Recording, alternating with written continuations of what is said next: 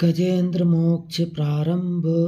सुखदेव जी ने कहा, बुद्धि के द्वारा पिछले अध्याय में वर्णित रीति से निश्चय करके तथा मन को हृदय देश में स्थिर करके वह गजराज अपने पूर्व जन्म में सीख कर कंठस्थ किए हुए सर्वश्रेष्ठ एवं बार बार दोहराने योग्य निम्नलिखित स्तोत्र का मनी मन पाठ करने लगा।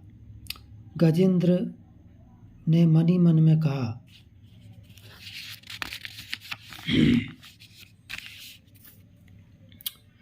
जिनके प्रवेश करने पर जिनकी चेतना को पाकर ये जड़ शरीर और मन आदि भी चेतन बन जाते हैं, चेतन की भांति व्यवहार करने लगते हैं।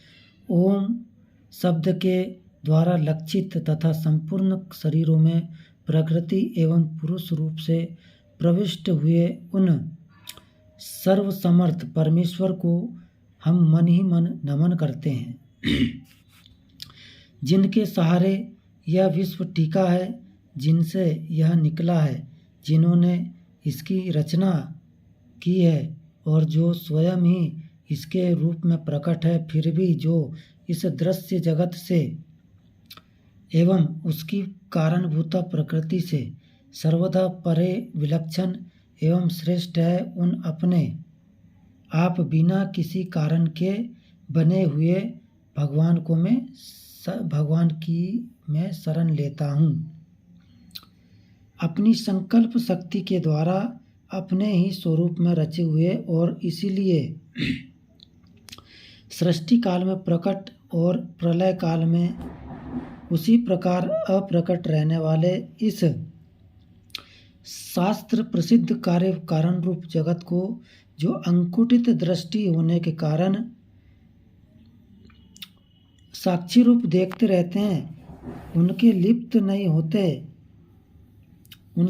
नहीं होते वे चक्षु आदि प्रकाश के भी परम प्रकाशक प्रभु मेरी रक्षा करें। समय के प्रभाव से संपूर्ण लोकों के एवं ब्रह्मादि लोकपालों के पंचभूतों में प्रवेश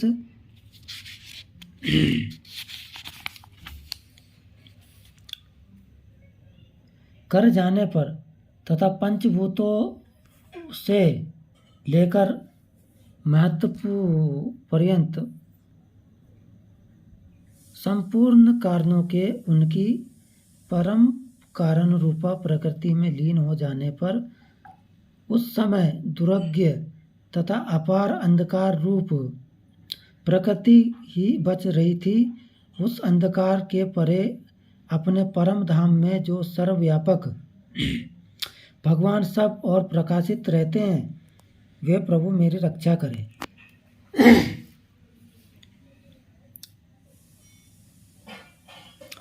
भिन्न भिन्न रूपों में नाट्य करने वाले अभिनेता के वास्तविक स्वरूप को जिस प्रकार साधारण दर्शक नहीं जान पाते, उसी प्रकार सत्व प्रधान देवता अथवा ऋषि भी जिनके स्वरूप को नहीं जान पाते, फिर दूसरा साधारण जीव तो कौन आपको कैसे जान सकता है अथवा वर्णन कर सकता है। वे दुर्गम चरित्र वाले प्रभु मेरी रक्षा करें।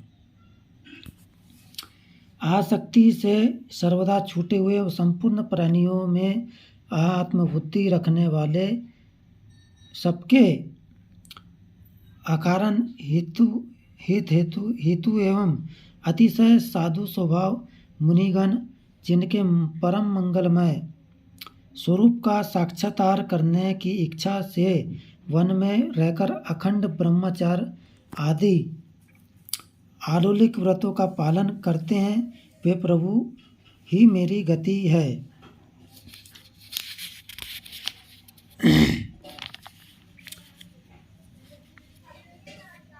जिनका हमारी तरह कर्मवश ना तो जन्म होता है और ना जिनके द्वारा अहंकार प्रेरित कर्म ही होते हैं,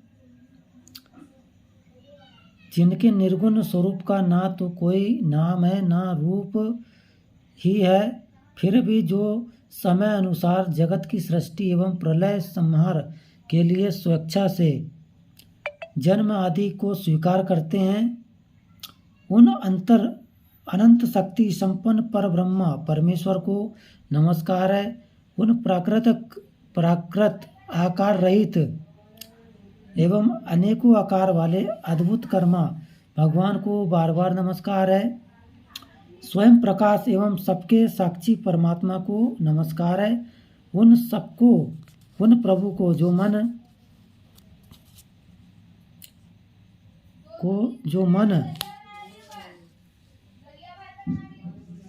मन वाणी एवं चित्तवृत्तियों से भी सर्वदा परे हैं, बार बार नमस्कार है उनको। विवेकी पुरुष के द्वारा सत्वगुण विशिष्ट निर्वृत्ति धर्म के आचरण से प्राप्त होने योग्य मोक्ष सुख के देने वाले तथा मोक्ष सुख की अभूति रूप प्रभु को नमस्कार है।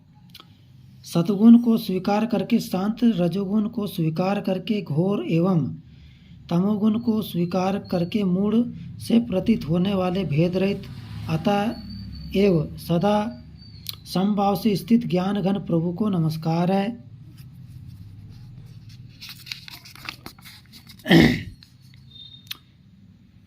शरीर, इंद्रिय आदि के समुदाय रूप संपूर्ण पिंडों के ज्ञाता, सबके स्वामी एवं साक्षी रूप आपको नमस्कार है। सबके अंतर्यामी, प्रकृति के भी परम कारण किंतु स्वयं कारण रहित प्रभु को नमस्कार है। संपूर्ण इंद्रियों एवं उनके विषयों के ज्ञाता, समस्त प्रतीतियों के कारण रूप, संपूर्ण जड़ प्रपंच एवं सबकी मूलभूत अविद्या के द्वारा सूचित होने वाले तथा संपूर्ण विषयों में अवज्ञा रूप से भासने वाले आपको नमस्कार है। सबके कारण किंतु स्वयं कारण रहित तथा कारण होने पर भी परिणाम रहित होने के कारण अन्य कारणों से विलक्षण कारण आपको बारंबार नमस्कार है। संपूर्ण वेदों एवं शास्त्रों के परम तात्पर्य मोक्ष रूप एवं श्रेष्ठ पुरुषों की परम गति भगवान को नमस्कार है। जो त्रिगुण रूप काष्ठों में छिपे हुए ज्ञानमय अग्नि है, उक्त गुणों से हलचल होने पर जिनके मन में सृष्टि रचने की ब्रह्मवृत्ति जागृत हो जाती है तथा आत्म तत्व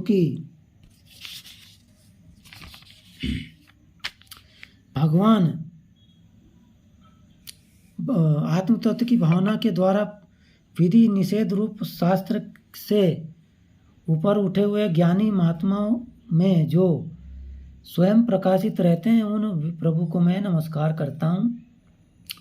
मुझ जैसे शरणागत पशु तुल्य अविज्ञाग्रस्त जीव की अविज्ञा रूप फांसी को सदा के लिए पूर्ण रूप से काट देने वाले अत्यधिक दयालु एवं दया करने में कभी आलस्य न करने वाले नित्य युक्त प्रभु को नमस्कार है। अपने अंश से संपूर्ण जीवों के मन में अंतर्यामी रूप से प्रकट रहने वाले सर्वनियंता अनंत परमात्मा आपको नमस्कार है।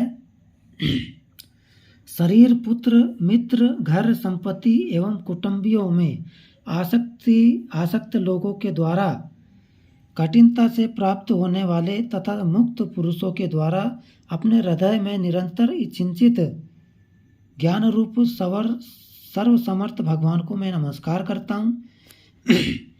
जिनके धर्म अभिलषित भोग, धन एवं मोक्ष की कामना से भजने वाले लोग अपनी मनचाही गति पा लेते हैं, अपितु जो उन्हें अनंत प्रकार के अयाचित भोग एवं अविनाशी पार्षद शरीर भी देते हैं, वे अतिशय दयालु प्रभु मुझे इस विपत्ति से सदा के लिए उबार ले। जिनके अनंत भक्त जो वस्तुतः एकमात्र उन भगवान के ही शरण है, धर्म, अर्थ आदि किसी भी पदार्थ को नहीं चाहते, अपितु उन्हीं के परम मंगलमय एवं अत्यंत विलक्षण चरित्रों का गान करते हुए आनंद के समुद्र में गोता लगाते रहते हैं। उन अविनाशी, सर्वव्यापक, सर्वश्रेष्ठ ब्रह्मादि के भी नियामक अभक्तों के लिए अप्रकट होने पर भी भक्ति योग द्वारा प्राप्त करने योग्य अत्यंत निकट होने पर भी माया के आवरण के कारण अत्यंत दूर प्रतीत होने वाले इंद्रियों के द्वारा अगम्य तथा अत्यंत दुर्विज्ञ, अनंत रहित किंतु सबके आदि कारण एवं सब ओर से परिपूर्ण उन भगवान की मैं स्तुति करता हूँ। ब्रह्मादि समस्त देवता, चारों वेद तथा संपूर्ण चराचर जीव नाम और आकृति के भेद से जिनके अत्यंत क्षुद्र अंश के द्वारा रचे गए हैं,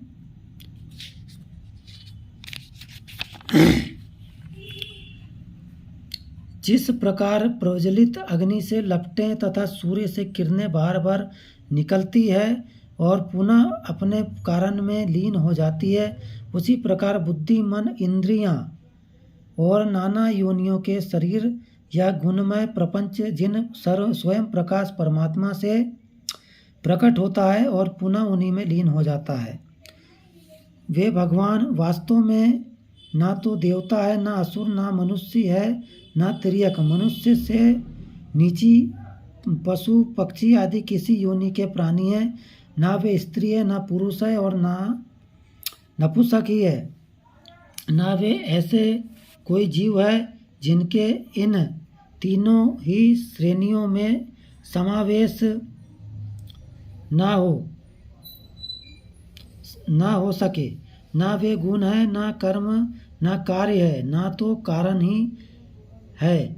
सबका निषेध हो जाने पर जो कुछ बचा रहता है वही उनका स्वरूप है और वे ही सब कुछ है। ऐसे भगवान मेरे उद्धार के लिए अभिभूत हो।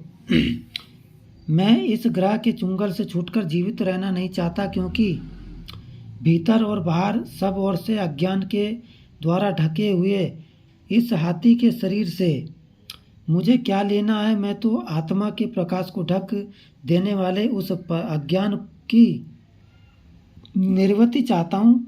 प्रभु, जिसका कालक्रम से अपने आप नाश नहीं होता, अपितु भगवान की दया से अथवा ज्ञान के उदय से होता है।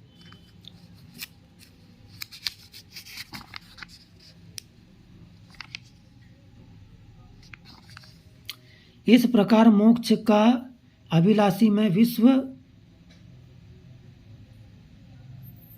के रचयिता स्वयं विश्व के रूप में प्रकट तथा विश्व से सर्वदा परे, विश्व को खिलौना बनाकर खेलने वाले, विश्व में आत्मरूप से व्याप्त, अजन्मा, सर्वव्यापक एवं प्राप्तव्य वस्तुओं में सर्वश्रेष्ठ श्री भगवान को केवल प्रणाम ही करता हूँ। उनकी शरण में मैं जाता हूँ, जिन्होंने भक्ति रूप योग के द्वारा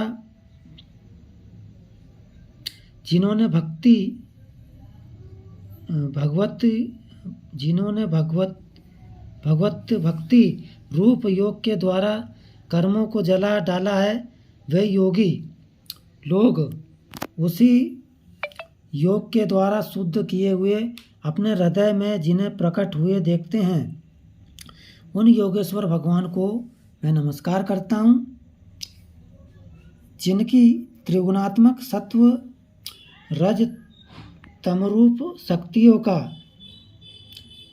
राग रूप वेग ऐसा है जो संपूर्ण इंद्रियों के विषय रूप में प्रतीत हो रहे हैं, तथापि जिनकी इंद्रियां विषयों में ही रची पची रहती है।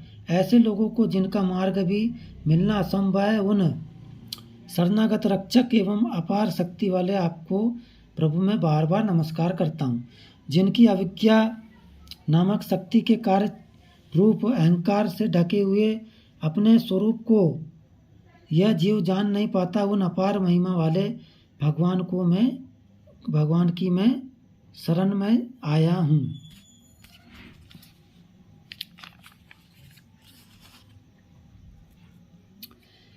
जिसने पूर्वात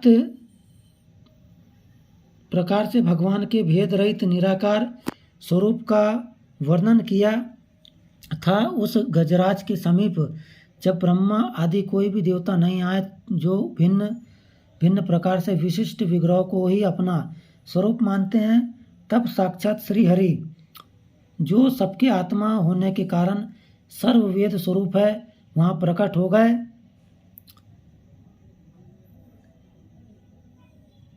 गए।